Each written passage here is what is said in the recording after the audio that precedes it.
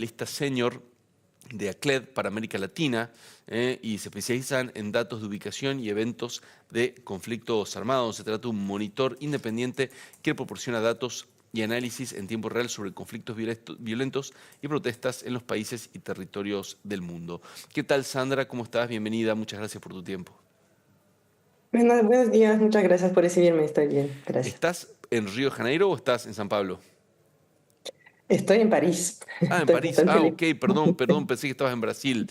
Bueno, a ver, contanos qué análisis haces de lo que pasó en Río. Bueno, lo que está pasando en Río se escribe en el marco de un incremento de la violencia Mm, en Brasil. Yo creo sí. que es importante resaltar que en el caso de Río, la situación y el panorama criminal sigue bastante fragmentado. Ujú, Entonces, en la base de datos estamos registrando este año más de 30 grupos armados entre facciones criminales como el Comando Vermelho o el sí. Tercero Comando Puro y diversas milicias. Entonces, yo creo que es un punto clave para entender lo que está pasando en Río, Ujú, pero más bien cuando estamos hablando de violencia y de violencia criminal en el contexto brasileño, es importante ver el panorama más bien nacional que ujú. responde a dinámicas bastante distintas. Bien. Pero a ver, uno lee y busca información, ¿no? Y se encuentra con distintas miradas respecto de lo que es Comando Vermelho, por ejemplo, que son el tercer comando puro o en el caso de San Pablo, el primer comando de la capital. Por un lado se los describe como organizaciones narcoterroristas, por otro lado como bandas delictivas. Eh, ¿Frente a qué fenómeno estamos parados cuando vemos esto que está pasando en Brasil? Bueno, lo que estamos, al menos en el caso de ACLE, en el marco del monitoreo que estamos haciendo de la violencia, la mayoría de la violencia que estamos observando en Brasil es violencia vinculada con crimen organizado, violencia Narcotráfico, criminal. Exactamente. claro. Entonces, en términos de tipo de violencia que vamos a observar, van a ser enfrentamientos entre grupos criminales que han Ujú, ido aumentando, particularmente en 2025, pero también vamos a monitorear, por ejemplo, enfrentamientos con fuerzas de seguridad, violencia contra civiles, pero sí, es violencia vinculada con el narcotráfico, a pesar de que ya no solamente estamos hablando de tráfico de drogas, pero sí, también de una diversificación de sus actividades ilícitas. sí. ¿Qué patrones o tendencias identifican en los datos sobre violencia criminal organizada en Brasil? Es decir, ¿qué se puede tipificar de estos grupos y de lo que está pasando allí? Bueno, sí. Yo creo que cuando miramos el panorama actual de la violencia en Brasil, es importante resaltar que es bastante localizado. Ujú, Entonces, cuando vamos a mirar las cifras nacionales, la violencia va a parecer elevada, pero relativamente estable en comparación con los años anteriores. sí, Cuando empezamos a mirar la violencia al nivel estatal o municipal, la imagen ya cambia completamente. Vamos a encontrar focos de aumentos muy claros, especialmente, como lo mencionaba en su reportaje, en el noroeste, en estados como Bahía, ujú, Pernambuco, Ceará, bien, Alagoas.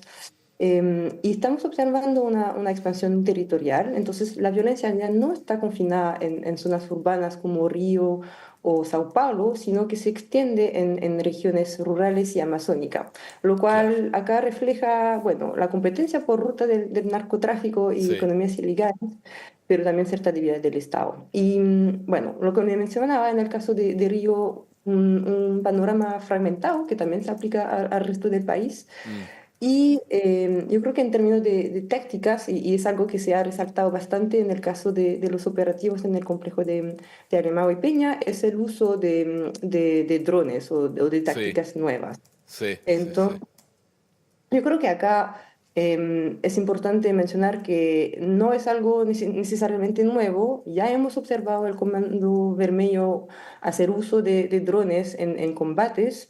Entonces, por ejemplo, en combates con milicias hubo mm, a menos dos incidentes ese años. Entonces, no es algo necesariamente nuevo mm, y ya había un cierto uso de los drones, por ejemplo, más bien para fines de inteligencias claro, en el marco de claro. combates. Em, Vos recién hacías referencia a la expansión, ¿no?, de estos grupos. Aquí en Argentina hay preocupación porque se teme o hay pruebas o se ha ido revelando en los últimos años la presencia de algunas células o de contactos de criminales argentinos con Comando Vermelho, con el primer comando de la capital.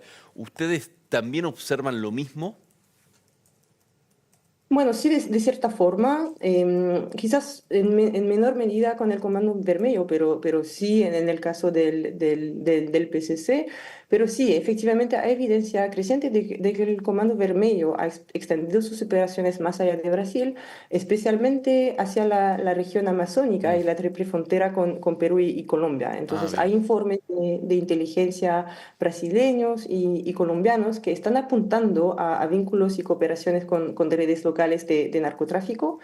Entonces, y también con grupos colombianos, como el Comando de Frontera, el Estado Mayor Central o los Comuneros del Sur, que son estructuras disidentes de la FARC o del ELN. Bien. Y bueno, en la práctica sí, el Comando Vermelho se está acercando en las zonas fronterizas buscando nuevas rutas.